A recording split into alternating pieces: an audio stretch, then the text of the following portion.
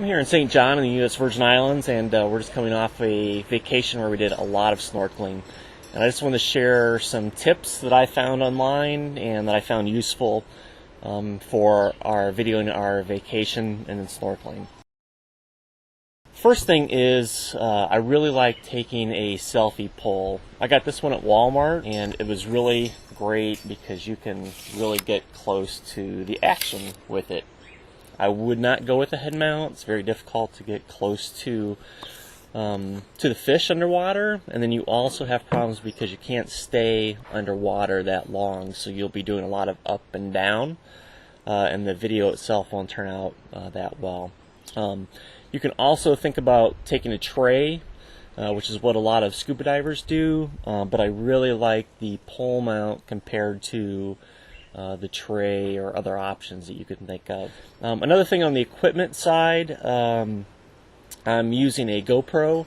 I used the GoPro 4 years ago. It was a really old model. Hated the footage, but the GoPro 4 Silver really did the trick. Really was happy with the results for that. There's probably other comparable things out there, but I really like the GoPro 4 Silver. I didn't really use the screen on the back, the LCD screen, that much, but I still like having that just in general for that camera. Another thing to think about are the anti-fog inserts.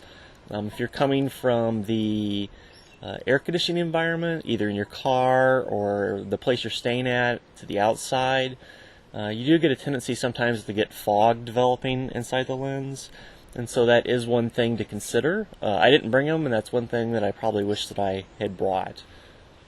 Another item, you want to have a lanyard or something so that you can grip and not drop whatever you're carrying, if it's a bobber, etc. I attached a more heavy-duty lanyard at the bottom of my DI pole because I was in some deep water sometimes, deeper than I could swim down and get. And my pole is not, it will not float, which is actually what I wanted because I didn't want to deal with the buoyancy of having a pole underwater and trying to hold that steady. So that's what I used to keep it afloat, or keep it on my arm, so in case I dropped it. And finally, the last thing on the equipment side was the filters. You have to kind of decide whether or not you want to put a filter on the front. The filters, you look online, a lot of the filters for underwater are red, more for diving. In snorkeling, there are some filters that are sold specifically for snorkeling. If you do consider getting one, I recommend obviously not getting the diving one, the real red ones, but one designed for snorkeling. I did not use it. I watched a lot of footage online for people that had my camera. I could tell they weren't using a filter because when they came up, the sky wasn't red, and the footage looked good. So I decided not to do it, and was pretty happy with the results. I feel like with a little color correction in post, it'll get me where I need to. I'm not looking for perfection, so for an amateur, it's good for me.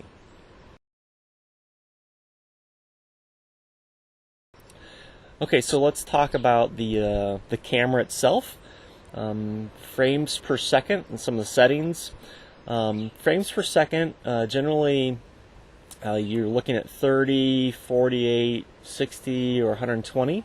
I think most recommendations I saw before I came on this trip were around for the 60 frames per second, which is probably what I would go with. I chose a little bit different resolution, so I ended up using 48 frames per second. But I think a lot of people would probably use the 60 frames per second, and you could slow it down. 30 frames per second is probably okay as well because you're going to get a little bit more color in there, but you may not get the detail. So it's kind of a trade-off on what you want to use. On the resolution side, you can go all the way up to 4K. The 4K right now in the black edition, can get the 30 frames per second, or you could drop down to 2.7 and still get, I can't remember if the black edition does 60, but you can get 30 frames per second or a little bit higher on 2.7. Or you can use the 1920 by 1080, which is still a real solid choice. Now I'm using the 1440 resolution on mine, which interestingly enough is not shaped like your TV, which is 16 by 9. It's 4 by 3, and sometimes 4x3 is used for a point of view action. Part of the reason I chose the 4x3 is so I can get a taller shot, because I was missing part of the shots on the very bottom piece of the frame, meaning that I would hold the selfie stick over the fish, or near the fish, and then I would come back and I would only have their fins but not the bottom part of the fish. And it was mostly my problem because I was just missing it when I was aiming my stick at them. But to increase my odds, I chose the 4x3. But something in the 16x9, like 1920x1080, should be fine for most people. A couple other settings on the camera. I did not use PROTUNE. You know, if you're really in the color correction and want to spend a lot of time doing that, you can use PROTUNE. But I'm fine with kind of the default settings. I also changed the orientation of the camera itself. Whenever I film, the camera I would actually let hang down for better balance. And so that meant the camera itself was upside down, so I changed the orientation on the camera so that it was facing down, so whenever I look on the computer, all my footage then appears right side up. Not a big deal if you don't do that, because in your editing software you can just change it and flip it the other way. Also, obviously I had Wi-Fi turned off just to save the battery. And I had the battery set so that if I wasn't using the camera, after 1 minute it would auto power down. So that saved me a lot of times, because you tend to forget if you turn it on or turn it off. Another thing that I recommend is there's a LED setting on there, and you have choice of none, 2, or 4. I recommend 4 because that will turn on the lights on both the front and the back when you're filming, so you could tell when you're actually filming. And I think the last thing is the LCD setting. What I would do is have the LCD itself turn off after 1 minute, so that the LCD wasn't running all the time. And I rarely use the LCD underwater. I'm not sure why. I did a few times, but you know, I like having the LCD on the camera in general. It's just whenever I was filming underwater. There were a few times I tried to frame my shot, but most of the time I had the pole underwater extended out and really couldn't see the LCD anyways. But it's important to turn off that just to save the battery. A couple other things for storage. I've got a 32 gigabyte card. That seemed to be fine for an entire day of filming. I would then dump the footage I got during the day to a laptop, and then basically clear everything else out and then start again fresh the next day. So the 32 gig was plenty. But it was nice having a laptop to store things on and move the data over. One battery seemed to do it. There were a couple days when I did long time lapses as well, where I did use a second battery, but I never got into a third battery. Partly it's how I shoot. I don't shoot long shots or a lot of long shots. They're mostly short. So 2 batteries for me was fine. And the GoPro also has a touch screen. Where you can use it underwater, but it's limited to just a few feet, I believe. And then actually after I think 3 feet, the touchscreen itself doesn't work, but it's still waterproof up to 10. But just don't bring it, don't use it. It's not worth it, you know, to jeopardize your camera. The underwater housing that comes with it, standard, is far superior. One is to practice. I practice in my pool. It sounds ridiculous, but I actually took my pole in the pool and tried to change settings of how I would kind of simulate it in the water. And I learned some things. I learned that my eyesight's not that good with a snorkel mask. I usually wear glasses. And so, you know, I actually had to kind of memorize almost some of the button presses that I wanted to do to change the orientation, for example. But that was one thing I learned, and also just kind of spent time learning how to film something. Watched a lot of video before I came of good underwater shots by professional people, just trying to understand how they made a shot captivating. And I'm by far no professional. You know, some of the things that I saw, they were mostly scuba diving, but you know, I mostly saw that the shot wasn't directly from overhead. There were maybe some of that, but you know, they tried to get kind of down by the action where the fish was, so maybe just below it so you can kind of look up above and see the fish. And then try to combine a few elements. So if you're looking at a fish, maybe include some coral, or another person maybe swimming into the scene, and kind of makes it a little bit more interesting. You know, somehow try to tell, I mean, even if it's 10 seconds, a little story. Another item is when you're filming and trying to get a shot is to not chase the fish. You may have a tendency to want to just swim hard, kick hard, and chase something to get the shot. But when you get back later and look at your footage, it's real apparent that that's what you're doing, and the shot doesn't come out that good. And what I've found is, like filming a turtle or a stingray, is even if you swim slowly and they get farther away, a lot of times they'll stop or come back into your frame. And the same with fish. A lot of them are territorial. They'll kind of maybe leave, go around the rock, and then circle back. So don't chase the fish. I mean, it's something I did, I think, the first time, and this time I was just a little bit more calm, and I got a lot more shots that I liked. Another thing about getting a good shot is to hold whatever you have steady. If it's the head mount for the selfie pole, but hold it steady, because if you get a lot of movement, it's going to translate into the picture itself or the video itself.